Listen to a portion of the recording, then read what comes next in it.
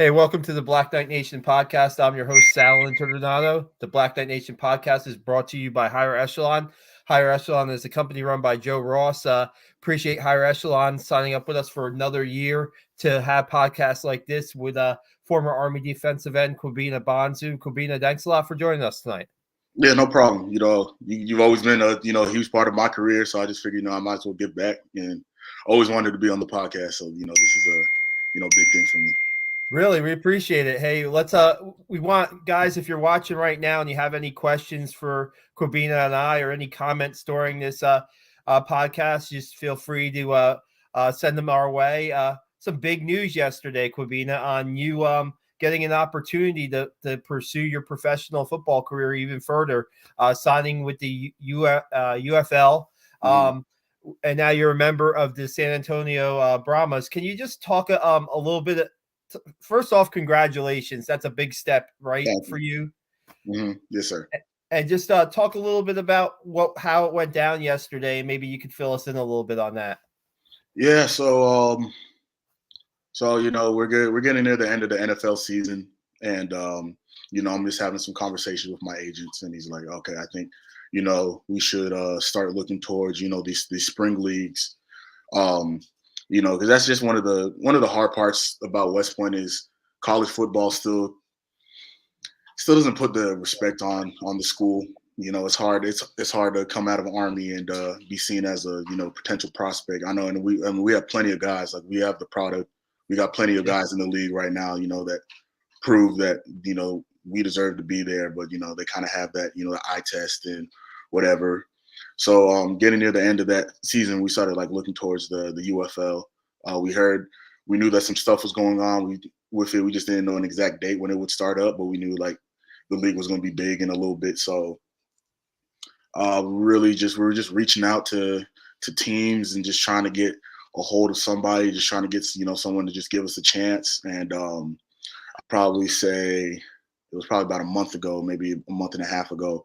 I reached out. I was able to get some of the GM's numbers, so I reached out to all of them, and I just gave them, just a quick little paragraph, just introducing myself, where I came from, and how I felt like I could be a fit for the team and everything like that. I sent some tape behind it, and it was a little quiet for a little bit. I didn't hear anything back. And it was a little disheartening. I was checking online, and I was seeing that these teams are starting to fill up their roster. I know they're getting close to that 75-man cap. So, seeing all this news of them, making moves and signing players, it was a little disheartening. But, one thing at Army, especially playing under Coach Monken, that we learned is just, you can only really control your attitude and your effort.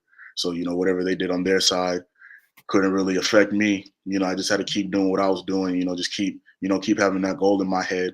So after that, probably about 2 weeks ago, maybe a week ago, the GM from the San Antonio Brahmas, he reached back, and he was just asking some questions. He's like, "Are you still in playing shape?"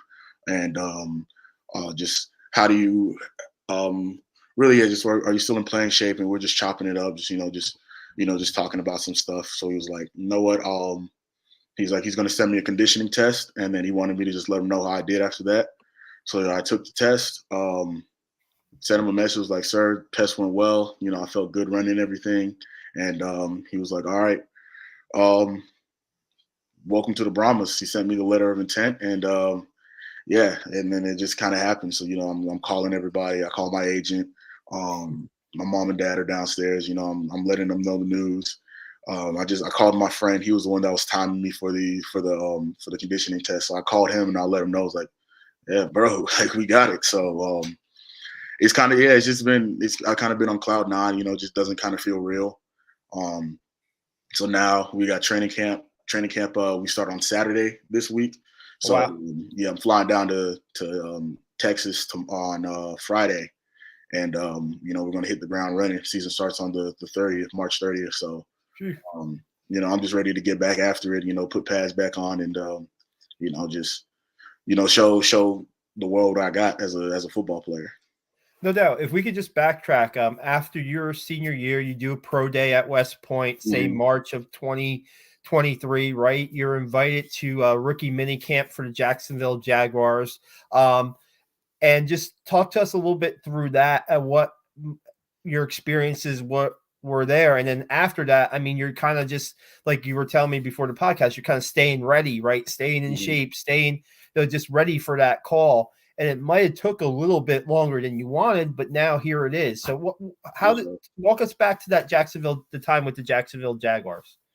Yeah, so I missed the call at first. I was actually taking I was taking an ACFT at school, and I just finished the 2 miles. So I'm a little out of breath. I'm a little tired, and I got a missed call on my phone, and it's one of the operational staff members for the Jaguars. So I call him back, and he's like, "Oh yeah, we want to invite you down to rookie mini camp and get you out here and just let you fly around a little bit." So I head over there, and I learned quick. There's a big difference, not even just through the level of play, but just the organizational structure, just the whole makeup of professional football to college. And like, give credit to Coach Monken, like the way he runs that Army football program is probably the closest thing to how an NFL team runs theirs. And but it was still a little bit of an adjustment, not having to take class or anything. It was literally just wake up, football, meetings, practice, back to the hotel, studying film, learning the playbook. But it was a very humbling experience, and I was very thankful for it. Just just being out there, being up against some of the top guys. They got first, second, third round draft picks out there with us. And, just being able to compete with them, and just seeing where I measure up. It was a really good experience. I think I put I put good stuff on tape. I was pleased with what I did. I did the best that I could. Unfortunately, like I said, it's a business side of things. They have their roster. They can only have so many people, and it was just one of those things where they said they'd stay in touch if anything happened, but as of now, they weren't going to make any moves to the roster. So hearing that, once again, it was a little disheartening, but never really wavered. I knew what my end goal was at the end of the day. I wanted to play professional football, and I didn't change my approach once I got back to school. Just got back to it. Um, we got ready to graduate. Walk across that stage, headed back home, and I just got straight to it. Got right back to it.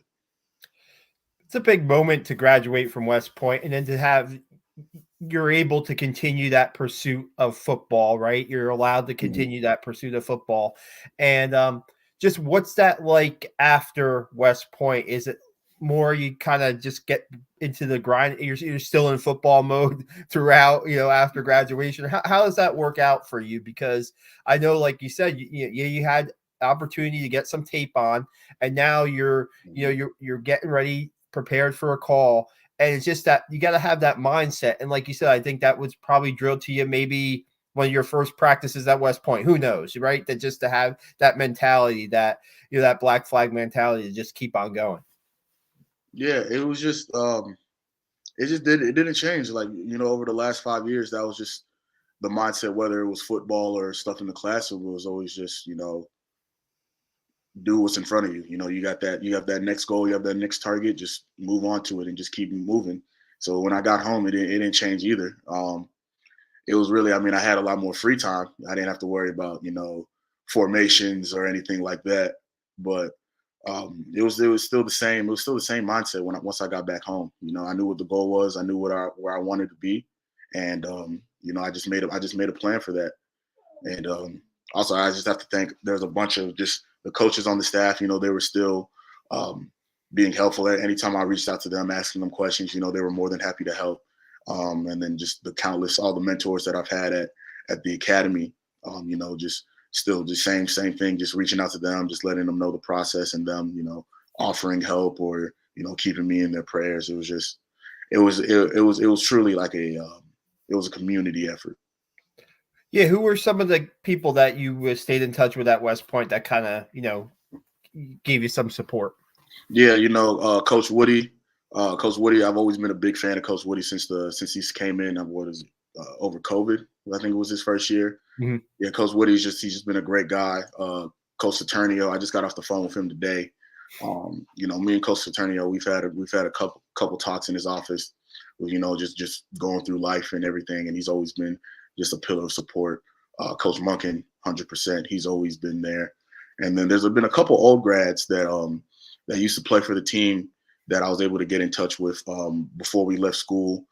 Jason Frazier, he's a Georgia native, so I met up with him when I was down here, and we were just just talking about life, talking about Army, and just trying to make that transition. And then Nate Hunterton, he was another guy. Those were two that were just real big. And then as far as just on the West Point side, Colonel Reed. Colonel Reed's been my mentor since he was a OR for the team, and he's someone that I've always keep up with. Same, I just got off the phone with him today. Colonel Reed, Captain or Major Hayes now, but yeah, just really just so many, and I know I feel terrible not being able to name all of them. But just some off the top of my head. There's just been so many that you've been is willing to just help out and just just offer support or just be an ear whenever I needed it. Yeah, the last 24 hours for you must have been pretty, I mean, you're on the phone with a lot of people from from West Point, your Army past, I'm sure some coaches. It's got to be a pretty good feeling. And now it's like you said, now it's go time, right? I mean, Yes, Saturday it's go time for you. Now you get to show basically, what you have for your future. And just following you even from recruiting to when you got to West Point. Just walk us through that a little bit and how you end up at West Point, because if I remember through your recruiting, you were getting recruited by some pretty bigger schools, right? Were you yeah. not when you were first? There were a few, but the biggest thing that drew me to West Point was just the ability to play. I was able to play top level football with a quality education to back it. Mm-hmm. It's great to go to these Power 5 schools, and be there for 3 years and then try to go pro and everything like that. But going to West Point, being able to get a degree from West Point, and being able to just play these teams. I remember Oklahoma with number 5, number 4 Oklahoma taking them to OT, Michigan to double OT. Wisconsin, just playing all these games, playing against Mizzou, like stuff like that. Like just being able to play some of this top level talent in college football and still getting, a quality education from a premier institute is just something, I just figured that was just a no-brainer. That was probably, the best choice I could have made for myself and my family. Yeah, and so when you start off at Army, right? I mean, 2018, your freshman year, that's one of the best seasons Army football's had in a long time, right? I mean, what was that like being a freshman? Because that group has had experience, the upperclassmen experienced a lot of success. This was, a year where big things were expected, and for that to be your first experience in college football must have been pretty neat. Yeah, no, it was such a great experience, just from the leadership from the coaches to the leadership on the team with like the guys in my position room. There's like Ray Wright was always a big mentor for me. Wumi Oyatuga, Rod Stoddard, Dries Patterson, like those guys, Jacob Covington, and then there's one Jake Ellington. Those guys, they were probably the biggest influence on me, as a plebe, not knowing anything, just walking around and just trying not to mess stuff up. Those guys really just took me under their wings and kind of just helped guide me. And like that was one of the biggest reasons for the success for that season. Just how everyone was so bought into the culture and the program that there was no way we could lose. Everyone, that was probably one of the tightest units I've ever been a part of, and we're able to see the results of that season. And then, and just to cap it off, going to my first bowl game, going to Fort Worth and just playing in that Armed Force Bowl and just seeing like what these guys can do. It was just, yeah, that's what I really knew. It was like, all right, I made the right choice. You got to witness James Nautical's incredible game, right? Yeah. I mean, No, that was ridiculous. You've seen a lot, right? In your time at Army football, in your 5 years at Army football, you saw a lot. You saw, you had your freshman year when you won 11 games, and you had that big bowl win over Houston. The next year maybe wasn't the greatest season, but you guys then bounced back during that COVID year, and that COVID year was kind of crazy, probably for Yeah. everybody, right? Mm-hmm. What do you remember the most about that season? The COVID year, I remember us.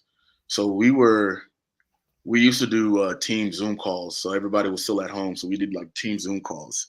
And I remember Coach Monken get hops on. He's like, guys, we're coming back. I think it was June 1st, maybe. So when we get back, we all get COVID tested, and they have us all spread out across the athletic center. So I remember sleeping outside the hockey rink for 2 weeks with it was the D line and the outside line. No, yeah, it was the D line and the outside linebacker. So I remember just sleeping out there for 2 weeks. But the thing with that was like we had nothing to do but bond together as a team. Mm. So like, yeah, like some of the position groups were separated, but like within that group, like D line with the outside linebackers, like that's just the tandem that works together already. So now we're able to, really gel together and stuff like that. And then you just really there's really nothing for us to do but just play football and just hang out with our brothers. So that was probably the biggest reason for the success, just how close we were able to become over that COVID year. Bunks, cots, what are you sleeping in? No, we had cots. Yeah, we had some cots. Yeah, we were all sleeping in cots. We had just a big row right outside the hockey rink, right outside Taint Arena. Oh wow, that is definitely experience, right? You guys had 9 wins that year. I mean, really, and you just really didn't know it was next man up, right? It was kind of next man up. You really didn't know who was gonna. You had testing probably, at the beginning of the week, probably closer to game day, and whoever was ready to play, right? I mean, Yes, so many different guys. I mean, had really stepped up in that season. And then I'm thinking about like just your last 2 years and just being able that final game for you as an Army Black Knight, right? I mean, just to be able to, go up against a rival and the way that game went in 2022 down to the final moments and stuff like that, goal line stand. Man, you're probably right in the middle. You're probably right in the middle of things in that game. Does that feel like yesterday, or do you have like a pretty clear memory of that game or no? No, I remember that game perfectly, and it was actually funny because I went up to Boston last year for last year's game, and just being in the stands and just watching that, and just like I felt so far removed from it. I was just like, I felt like an old grad for real, but. No, the memories from that 2023 game are still, or 2022 game is still fresh, and yeah, no, that's something I'll cherish forever. This last time I was able to strap it up with those boys and be able to come out with a win after that is just something. Yeah, you can't ask for a better end to a story. Yeah, especially they say like in a rivalry like that, Army Navy, they say bragging rights, right? Yeah, bragging rights. So, real quick on that goal line play, where Calvin Crumby and Austin Hill combined for the fumble. Where are you during that? That one, no, I was on the sideline for that one. I got my shoulder. I was hurt. I got a stinger right in a couple plays before, so I was still trying to get right from that. But man, it was still just being on the sideline, just seeing it happen. It's just it's surreal when I'm like in the back of the end zone and I'm like, maybe 10 feet maybe from what's going on, maybe a yard or two, I should say, and like you see that happening. You're like, really, did that really just happen? It's just like, and I can imagine I remember what the reaction was on the sideline, and it was just like, it took some time for the officials to figure it out, make it official, so to speak. But I mean, wow. I mean, right? It was we call stuff like that. We call those culture plays, and that was just black flag football right there. I mean, it was almost deja vu watching from the stands a little bit, right? Mm-hmm. I mean, in Boston. Yes, and it was just picture perfect. Just overlap the pictures together. Same result. What when after you graduate West Point, you're able to still pursue the football side of it. What is your kind of is it a leave situation with the Army and you right now, or how does that work out for you? Yeah, so when I graduated, they or before I graduated, when I filled out a packet for saying that I wanted to pursue professional sports. So it basically defers my commission and my service into it. So I'm basically on a suspended status as Mhm. far as the DoD is concerned about me. So after a while, once I'm done playing, or whatever happens with that, we'll get the ball rolling again. Commission into the Army, yeah, get a bowling date, and then head down and start my service. What was your branch? Uh, I was a field artillery officer. So yeah, so I was going to head down to I branched and I posted in Oklahoma. hmm, hmm yeah, didn't have any military in your family, I Kwabena? so I have an older cousin. He's a lieutenant colonel. He was actually another reason when I first was getting recruited. He was kind of, in my ear, letting me know about West Point and the opportunities that it can provide. Yeah, but I have a lieutenant colonel cousin in the Army. He's working at the Pentagon right now. Wow. So yeah, he was a real big influence. The military was a pretty foreign concept to me, especially being like an 18-year-old kid in high school who just wants to play football in college. Growing up, when you're first growing up, right? Do you have any West Point even on the radar, or does West Point really just come in your senior year? Yeah, no, I mean, to be honest, it's funny. West Point, I didn't know what the only West Point I knew was West Point, Georgia. Um, yeah, West Point. I remember it was actually the spring of my junior year. It was like right before we got out of school.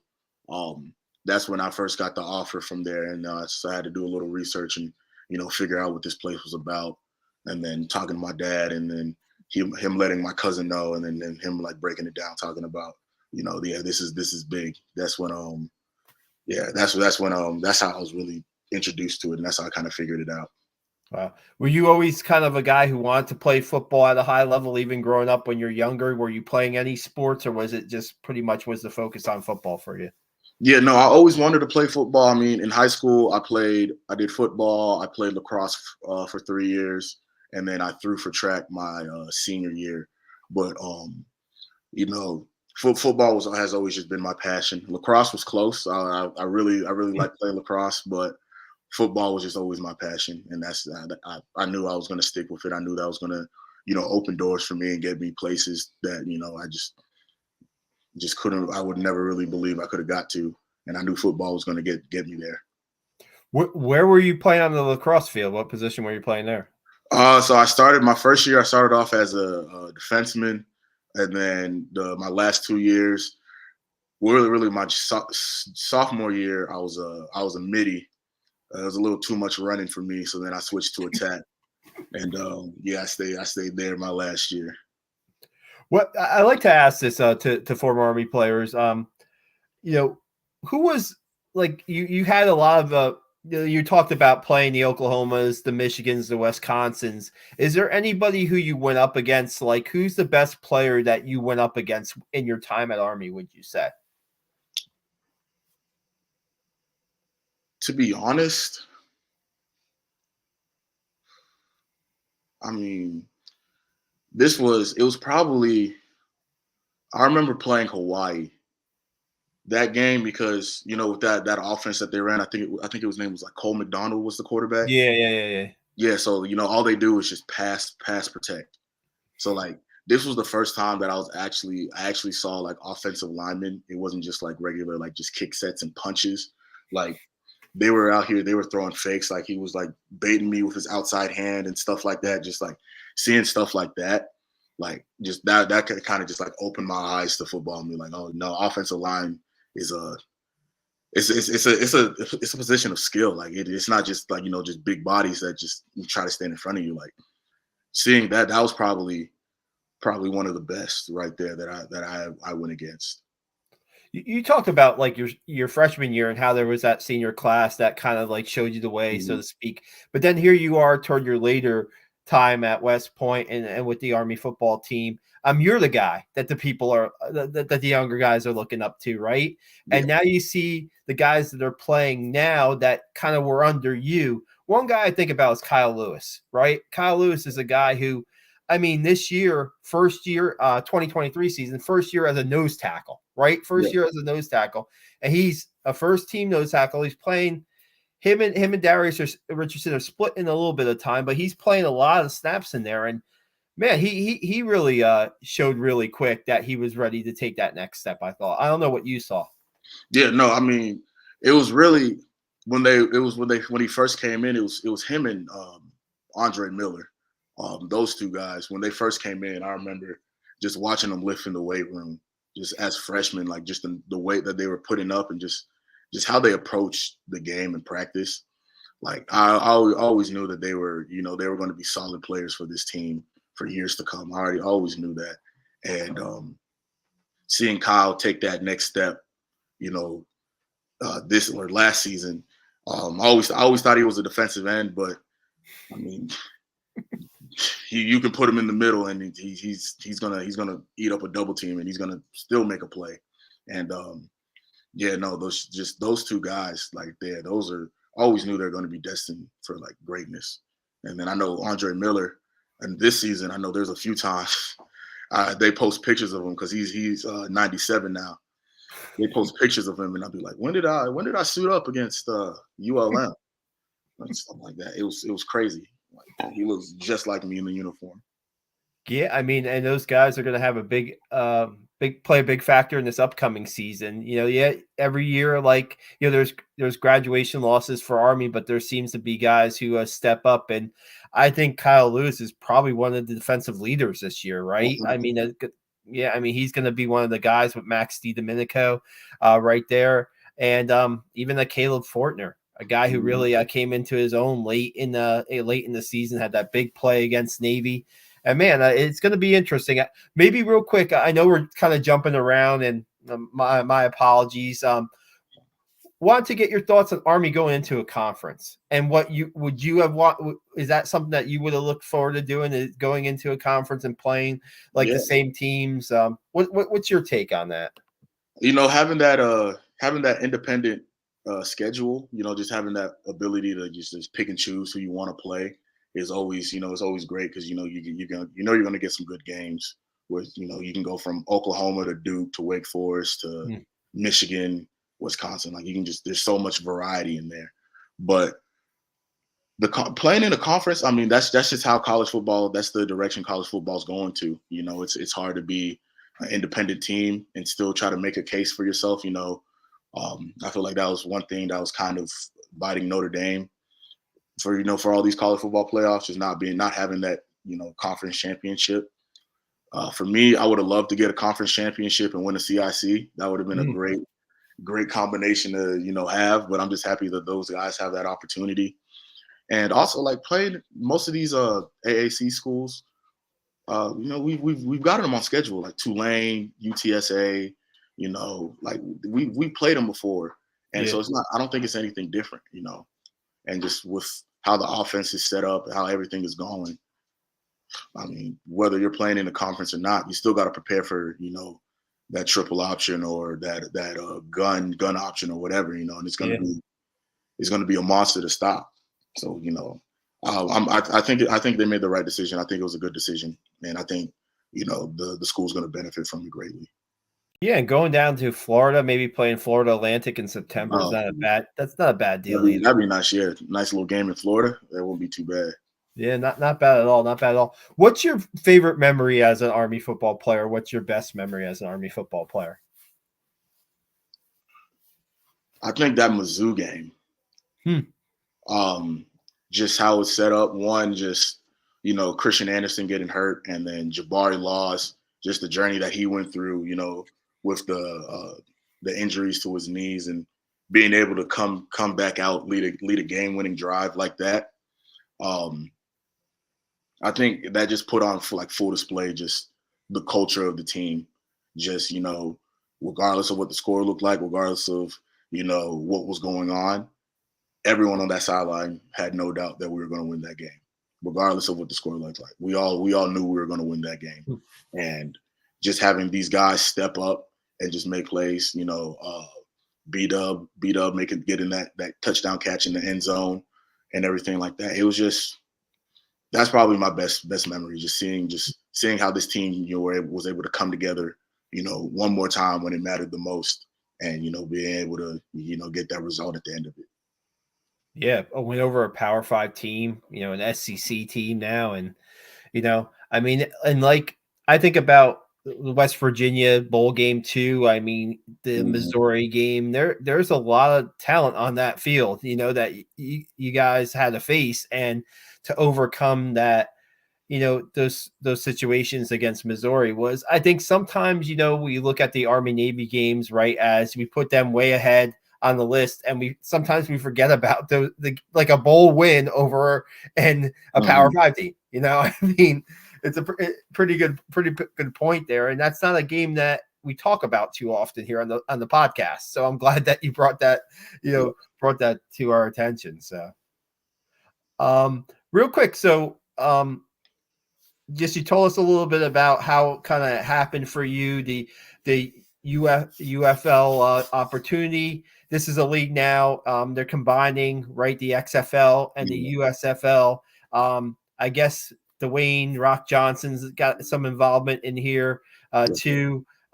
Just what do you feel like just being part of that league, so to speak, and being part of being able to play the spring football in the spring and trying to get your name out there a little bit more. Yeah, no, I'm thankful for the opportunity, and I felt like that was the biggest thing for me. And I know it's not just me. I know there's a bunch of guys across the country who they just needed that a little bit of extra more film. They just needed some film against other league caliber players, just to really get their foot in the door and really like kind of convince these NFL teams take a chance on us. And I'm thankful to be a part of it. I'm really excited for this league. I'm really excited for how it goes. I think this new spring league is going to be something that's here for a while, and I don't have anything to base it off on, but I feel like the NFL eventually is going to pick that up and try to turn it into like a little developmental league or something like similar to like basketball. But I'm excited for it, and it's just a great opportunity to give guys just another chance to go out there and really show the world what we're capable of. And yeah, no, I'm just excited. I'm ready to get after it. Yeah, and I was looking it up with all fairness. I was looking up, there's some success stories coming out, recent success stories coming Mm-hmm. out of the USFL and the XFL. The kicker for the Cowboys, Brandon Aubrey, Yeah. had some success this year. And, so I mean, it certainly opens up a path, right? It certainly opens Mm-hmm. up a path for you to continue playing and seeing if you can get that.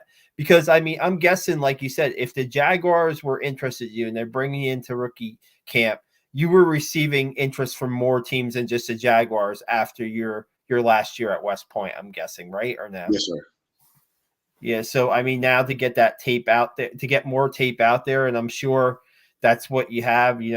Agents or yourself. I mean, you basically were responsible for getting yourself this opportunity, right? By contacting the GMs of the UFL, right? I mean, you did the legwork, a lot of the legwork yourself, right? Or no? I mean, I wouldn't have been. I know Bill's my agent. I know he was working on his end, and Mhm. I wouldn't have been able to contact him if he didn't give me the numbers. So I like to think it's a 50-50 right there.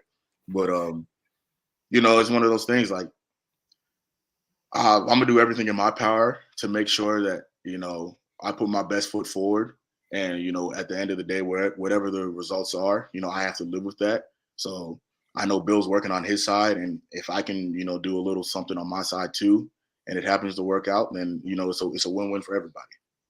Have you put on more? Have you put on more? Like, are you bigger now than you were at West Point, or no? How you doing with that on that side? Yeah, I want to say I think I ended the season around like 275 ish. Right now I'm about 283. Hmm. But it's a lot better because I had to drop some weight at the end of the season, to pass all the West Point Yeah. physical stuff. So just being able to put that weight back on in a healthier way, I feel great.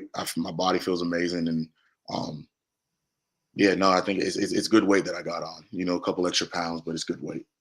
Yeah, and so when you're going in, you're looking at the opportunity as a defensive end guy, right? Not an interior guy, pretty much, or Yeah, like I said, I went in the email or the text message I sent him. I told him, I said I play anywhere from a 9 to a 0.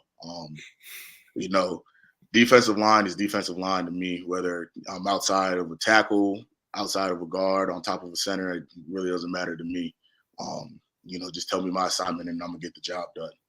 Um, so I think I seen some stuff online. It had me listed as an edge, but I'm not sure how official that is. It didn't come directly from the organization, but gotcha. yeah, wherever they want to line me up at, that's where I'll be. I'm gonna do my job to the best of my ability.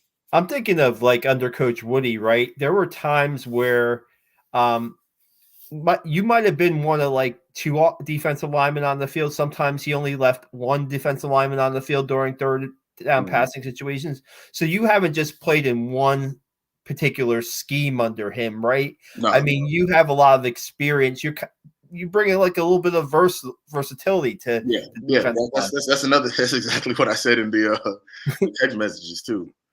This it's the same thing. Coach Woody he does a great job of scheming up for teams and not being stagnant with the defense that he runs. On paper, yeah, we're a 3-4, or on paper we're a 3-4, but in games, sometimes we'll have stuff where primarily I'm lining up as a 4 tech, but we'll have plays where sometimes I'm a 3, sometimes I'm a 0, sometimes I'm out wide playing a 5, and that's probably been the biggest thing to help me, just being able to play all these different positions and still getting the results that I need to, and just understanding how to play from different techniques. Yeah, one more thing about just watching you play. I mean, you seem to be in the middle of it a lot, right? You brought a little swag to the defensive line, no doubt. I mean, just an attitude, right? And that's something that you're Mhm. probably going to keep at the next level, I'm imagining. Yeah, no, 100%. I don't think I'm never going to change the way I play ball. That's just it's football at the end of the day. It's funny. I see Marquell's mom. She's in there. I know there's been a few times where during the game, it gets a little chippy, and I got Quell coming, pulling me back, stuff like that. But nah, that's just the kind of edge that I play with, and that's just it's gotten me success, and I'm not going to change that. Absolutely. Yeah, we posted some comments while we were talking, but Frederica Daniels, Marquel Broughton's mom, saying she's so proud of you. Now we don't have to get into this one. Jimmy Powell saying send me $50. We won't touch that one, I don't think. But your former teammate Dean Powell calling you the GOAT. Just really good to see Kwabena. And I wanted to ask you one more thing. You Hmm. see you see your former teammates, your former brothers out there in the NFL, Cole Christensen winning his second Super Bowl ring, John Radigan out there, Elijah Riley out there, Brett Toth out there, Andre Carter out there. I mean, that's got to give you a lot of maybe not motivation, inspiration, whatever you want to call it. How you see that with the other guys, your Army teammates doing some good things in the NFL at the next level. Yeah, no, that was the biggest thing. I remember my freshman year. So when we won the CIC, I remember going to the White House, and it was actually Elijah Riley. He was the one that uh, he was talk. It was when he was talking to President Trump when he was taking his picture with him, and he's the one that kind of brought up the idea of letting service academies go pro. And when I saw that happen, like Elijah Riley's been one of the biggest influences, for me just wanting to pursue this, because just being at West Point and kind of having that idea that you can't really go pro, and then seeing Eli do it, then Eli and Cole, and then seeing Radigan, who went from just a special teams guy to Yeah. having spectacular, just one of the best seasons as a linebacker at Army. Seeing him, work with the Seahawks, And then, Andre's always been my guy. Andre, it was me and him. He was the dog. I was the DN. It was me and him just working games and running stunts all season. So like, I try to keep up with these guys as much as I can. They all reached out to me yesterday when Very cool. news broke and everything. So just seeing those guys and like seeing how successful they're able to be and seeing how they're able to get to that next level was really a huge inspiration for me. And I'm hoping that they're influencing and inspiring the younger guys still on the team. I know we got a couple guys out of this year's senior class that are getting ready for their pro days and stuff like that. So just giving them hope, letting them know that if you got what it takes, you're gonna get the opportunities. So Yeah, I really hope, guys, because sometimes I look at some of the guys from the 2023 team, the senior class, guys that have made a little bit of sacrifices, like an Ijon Marshall. mm-hmm. I hope he gets a chance. I know he'll be probably competing in the pro day. Give him a shot. Bo Nicholas Paul, a guy. You have a Bo Nicholas Paul in your locker room, you're going to be a better team. You have a Bo Nicholas Paul on the practice field, you're going to be a better team. I hope. Josh Lingenfelter, Connor Finucane, those are four guys that I can see doing the pro day. And I can see, I know that NFL teams have been up to practices looking at, Finucane and Lingenfelter earlier in the season. So I hope that those guys get their chance. And I know that they're going to impress. I know the character of those. I know the character of those guys, right? You know the character of those guys. Yeah. You know the character of yourself, Kwabena, and you guys deserve a chance. And I think it's this year, maybe the last year that they can go straight for now. Yeah, I think they just I think it's this year and maybe next year. Yeah. I think that, we've had conversations with Ryan McCarthy, the former Secretary of the Army, on this, and he's really lobbying to give the guys in all three service academies a chance to get that opportunity, right? Because look at you now, you waited your time, so to speak, you put the work in, and now you're going to get your chance. And now, like you said, it's up to you to do what you can with that chance, but you at least have that chance, right? Absolutely. And guys like maybe an Isaiah Austin or I don't know, younger guys coming into the program who might think that, hey, well, what happens to me if I want to pursue football after West Point? We'll see we don't want to get too political on this podcast, believe me, but if the president changes hands again, maybe it'll go back to where it was. Hopefully everybody gets a chance, but you got your chance.